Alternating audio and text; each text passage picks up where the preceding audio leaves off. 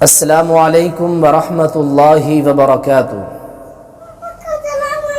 قال النبی صلی اللہ علیہ وسلم من ذبح قبل الصلاة فلیذبح۔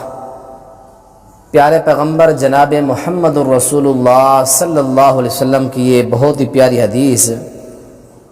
حبیب کریم علیہ السلام نے فرمایا کہ جس بندے نے عید الاضحیٰ کی نماز کی ادائیگی سے پہلے قربانی کی، اس بندے کی قربانی نہیں شمار ہوگی، وہ ایک عام کھانے پینے کا گوشت شمار ہوگا، سنت ابراہیمی نہیں ہوگی۔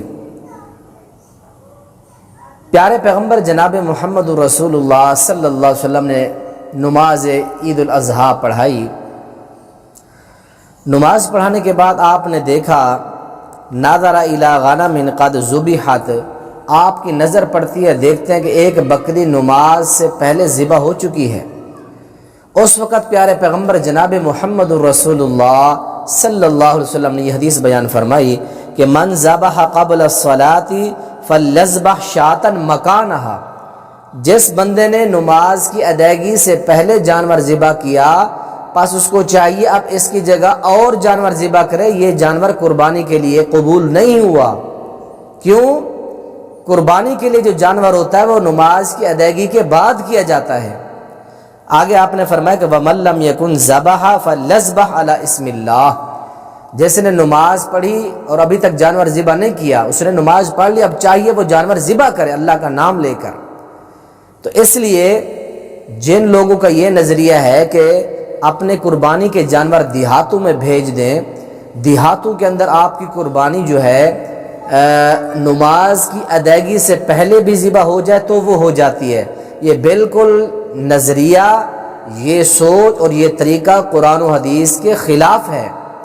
قربانی چاہے دیہات میں ہو، قربانی چاہے شہر میں ہو، قربانی عرب میں ہو، قربانی عجم میں ہو، قربانی کا جو صحیح ترین ذبح کا وقت ہے وہ قبل الصلاۃ قبل بعد الصلاۃ ہے، نماز کے بعد ہے۔ اگر جس بندے نے نماز سے پہلے کی تو اس کی قربانی نہیں ہوگی۔ صحابی رسول ہیں، بڑا اچھا جذبہ ہے حضرت ابو بردہ بن نیار رضی اللہ تعالی عنہ، آپ نے قربانی کا جانور نماز سے پہلے ذبح کر دیا۔ پیارے پیغمبر علیہ السلام نے دیکھا تو آپ نے فرمایا میرے پیارے یہ کیا کیا؟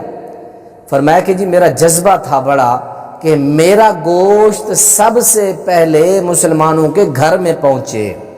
کیسا پیارا جذبہ ہے، اللہ تعالی ہمیں بھی یہ جذبہ نصیب فرمائے۔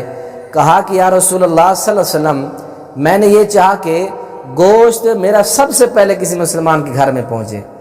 آپ نے فرمایا کہ یہ گوشت ہے لیکن قربانی کا آپ کا جو ایک سنت تھی قربانی کی وہ نہیں ہوئی، اس کی جگہ اور ذبح کرنا پڑے گا آپ کو۔ تو اس لیے اس حدیث سے بھی معلوم ہوتا ہے کہ قربانی کا جانور جب ذبح کرنا ہے نماز کی ادائیگی کے بعد آپ نے ذبح کرنا ہے۔ نماز سے پہلے اگر آپ ذبح کریں گے وہ شرعی طور پر ذبح جو ہوگا قربانی کا جانور نہیں ہوگا، عام پھر آپ کا وہ ذبح ہوگا، عام جو کھانے کے لیے ہم استعمال کرتے ہیں وہ شمار ہوگا، شرعی طور پر وہ قربانی کا جانور شمار نہیں ہوگا۔ اللہ تعالیٰ سے دعا ہے یہ حدیث جو میں نے آپ کے سامنے پڑھی ہے یہ بخاری اور مسلم کی حدیث ہے، اللہ تعالیٰ ہمیں اس حدیث پر عمل کرتے ہوئے اپنے قربانی کے جانوروں کو نماز کی ادائیگی کے بعد ذبح کرنے کی اللہ توفیق نصیب فرمائے۔ السلام علیکم ورحمۃ اللہ وبرکاتہ۔